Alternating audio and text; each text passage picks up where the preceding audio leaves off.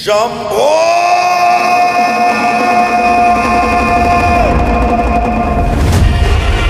हजारो वर्षांपूर्वी या भूमीला नाव मिळालं अवंतिकापुरी. राजा विक्रमादित्याची राजधानी, ऋषींची तपोभूमी आणि याच भूमीवर स्वतः शिव महाकाल म्हणून प्रकट झाले. म्हणूनच ते येणं योगायोग नाही, तो बुलावा असतो. जिथे मृत्यू ही आज्ञेत उभा राहतो आणि मन आपोआप नतमस्तक होतं. हीच ही महाकालची नगरी उज्जैन.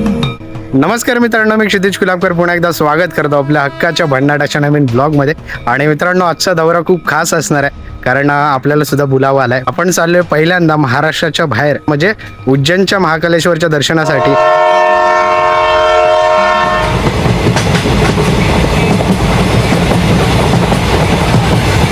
तर मित्रांनो, फायनली आता आपण आलेलो आहोत महाकाल नगरीमध्ये, अर्थात उज्जैनमध्ये. आणि खूप खडतर प्रवास झाला, कारण आपण आलेलो आहोत जनरल डब्यातून. आणि जनरल डब्यातील गर्दी तर तुम्हाला माहितीच आहे. आपण आलेलो आहोत रूमवर आणि तयार वगैरे झालं, पण आमच्यासोबत एक सीन झाला, कारण ट्रेन तर आपली लेट झालीच आणि त्याच्यासोबत रूम शोधायला खूप टाईम गेला.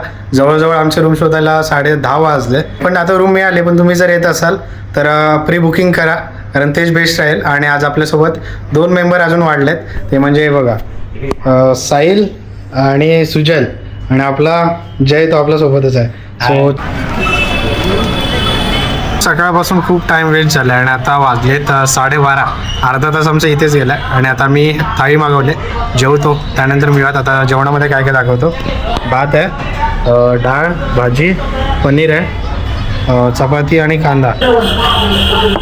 आपला नाश्ता वगैरे झाला आहे आणि आता आपण बसलो आहे रिक्षामध्ये. आणि आपल्याला टोटल 5 मंदिरे फिरवणार आहेत. तर अंकल, आपका नाम क्या है? मेरा नाम सोनू चीनी.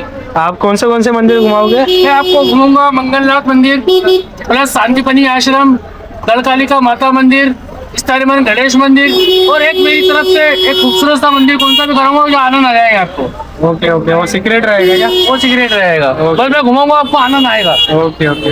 जय महाकाल. जय महाकाल. मग आपल्याला काका जसे फिरवते तसे फिरणार आहोत. तर बघूया कशी मजा येते आणि एक सिक्रेट मंदिर कोणतं आहे ते एक्साइटमेंट आहे नक्कीच. मित्रांनो, आता पण आलो आहोत सांदीपनी आश्रमामध्ये, जिथे श्रीकृष्ण आणि बलरामजीने 64 दिवसात 64 विद्या ग्रहण केलं होतं, म्हणजे प्राप्त केलं होतं. आणि खूप खास जागा आहे. हे आश्रम म्हणजे फक्त शिक्षणाचा ठिकाण नाही, तर गुरु आणि शिष्य परंपरेचा जिवंत उदाहरण आहे. याच आश्रमाचे गुरु होते गुरु सांदीपनी, ज्यांनी राजपुत्र आणि सामान्य विद्यार्थी यांच्यात कधीच फरक केला नाही. पुराण कथेनुसार भगवान श्रीकृष्ण आणि बलरामांनी ते 64 दिवसात 64 विद्या आत्मसात केल्या. अस्त्रविद्या, शस्त्रविद्या, नीती, धर्म, वेद, संगीत, ज्ञान म्हणजे फक्त पुस्तकी नव्हतं, तर जीवन जगण्याची कला होती. शिक्षण पूर्ण झाल्यावर गुरु सांदीपनींनी कोणतीही संपत्ती मागितली नाही. त्यांनी फक्त एकच गोष्ट मागितली, आपला पुत्र जो समुद्रात हरवला होता. श्रीकृष्णांनी यमलोकात जाऊन गुरुपुत्र परत आणला. हीच खरी गुरुदक्षिणा.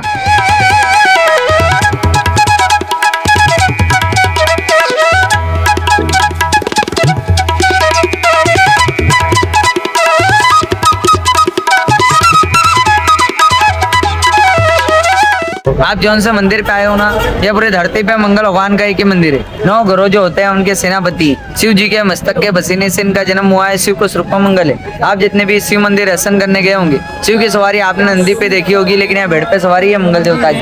मंगल भगवान मेष और वृश्चिक राशि के स्वामी हैं. अपने जीवन के 21 कार्य मंगल भगवान देखते हैं. वही प्राप्ति, धन प्राप्ति, पुत्र प्राप्ति, शीघ्र विवाह, जमीन जायदाद, कोर्ट कचेरी, भवन भूमि, संतान पत्ति, शादी ब्याह काट और कर्जों से मुक्ति कारण मंगल ही होता है. व्यापार, व्यवसायी, सभी कार्य मंगल देखते हैं. पोटली, नारियल, फूल, मसूर की दाल, दाने, तन मूंगा भगवान का अंगार स्वरूप लाल है. ठंडे के लिए मूंगा दान होता है. चढ़ाओ जो अपना नाम, सरनेम, कोई भी कार्य, कोई मनोकामना रुकाओ, मनो बोल के चढ़ाने का. जीवन के 21 कार्य मंगल होते हैं और उज्जैन की यात्रा मंगल में होती है. मित्रांनो, आता आपण आलोय मंगलनाथ मंदिराचं दर्शन करून.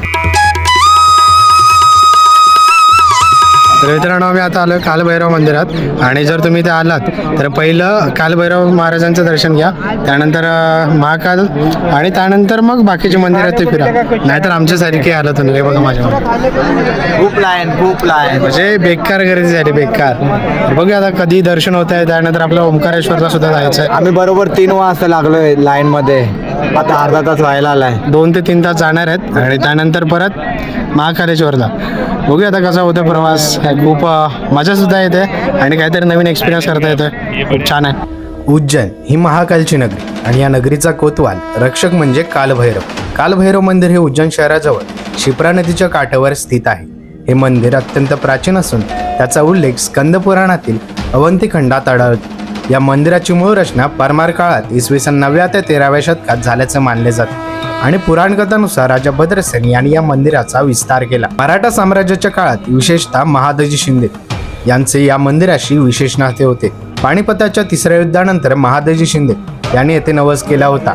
यश प्राप्त झाल्यानंतर त्यांनी मंदिराचा जीर्णोद्धार केला. त्यामुळे आज दिसणाऱ्या मंदिरात मराठा स्थापत्य शैलीचा प्रभाव स्पष्टपणे दिसतो. कालभैरवाच्या मूर्तीवर आजही मराठा पगडी अर्पण करण्याची परंपरा आहे. कालभैरव म्हणजे या उज्जैन नगरीचे रक्षण म्हणजे सरसेनापती. तर महाकालांचं दर्शन घेण्याआधी कालभैरवांचं दर्शन घ्यावं लागतं, त्यानंतरच महाकाल प्रसन्न होतात आणि अशी मान्यता आहे, इथे अशी प्रथा आहे, कालभैरवांना दारूचा भोग चढवला जातो आणि याचं कारण मला फारसं माहिती नाही. जर तुम्हाला माहिती असेल मला कमेंटमध्ये नक्की सांगा. प्राचीन काळात उज्जैनला ओळखलं जायचं अवंतिकापुरी, ऋषीमुनींची तपोभूमी, शिवभक्तांची नगरी.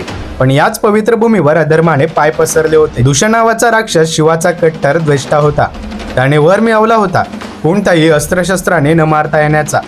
या वराच्या गर्भात तो अवंतिकापुरीत आला आणि ऋषीमुनींच्या यज्ञांचा विध्वंस करू लागला. यज्ञ भंग पावले, तपस्या मोडल्या.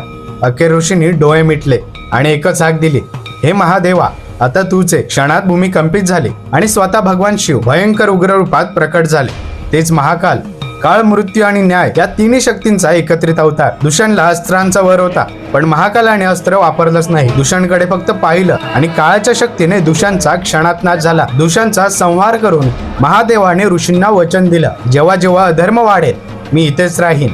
आणि तेव्हापासून या भूमीवर महाकालेश्वर स्वयंभू ज्योतिर्लिंग म्हणून विराजमान झाले. महाकाल मंदिराची सर्वात वेगळी ओळख म्हणजे भस्म आरती. स्मशान भस्माने होणारी ही आरती आपल्याला एकच गोष्ट सांगते, सगळं नश्वर आहे, फक्त शिव शाश्वत आहे. मित्रांनो, फायनली आपलं महाकाल महाराजांचं दर्शन झालंय.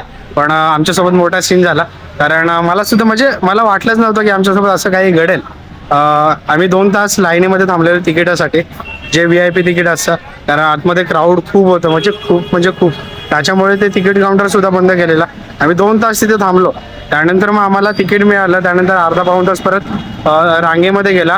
त्यानंतर मग दर्शन मिळालं आणि अक्षरशः म्हणजे असं वाटलेलं की आता बस झालं, आता जाऊयात, आता हॉटेलमध्ये जाऊयात आणि मग सकाळी दर्शनाला येऊ.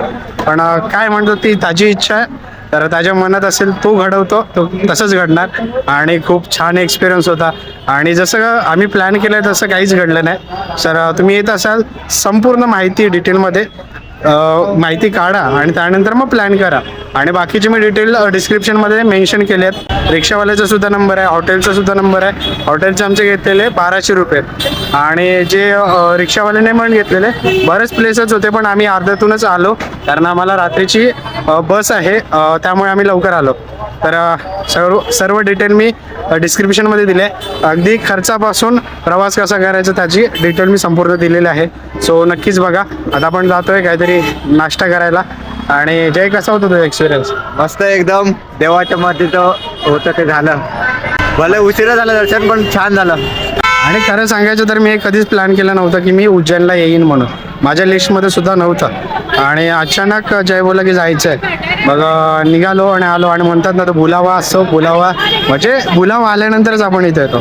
तर महाराजांची कृपा आहे. सो चला, आता आपण जाऊयात, काहीतरी खाऊयात आणि नंतर मग ओंकारेश्वरला निघू. मित्रांनो, आता आपण आलेलो जेवायला. आपल्या थाळीमध्ये काय काय ते दाखवतो. हे बघा, पापड, भाकरी आणि डाळ, भाजी, म्हणजे डाळीचाच प्रकार आहे सगळं. आणि ते थोडंसं सॅलड दिलं, म्हणजे कांदा आणि लिंबू. सो जेवूयात आणि आता निघूयात ओंकारेश्वर. सो व्हिडिओ कसा होता नक्कीच कमेंटमध्ये सांगा. व्हिडिओ आवडला असेल लाईक करा, सबस्क्राईब करा, शेअर करा विसरू नका. तोपर्यंत मी असेच काही खास ब्लॉगमध्ये घेत राहता.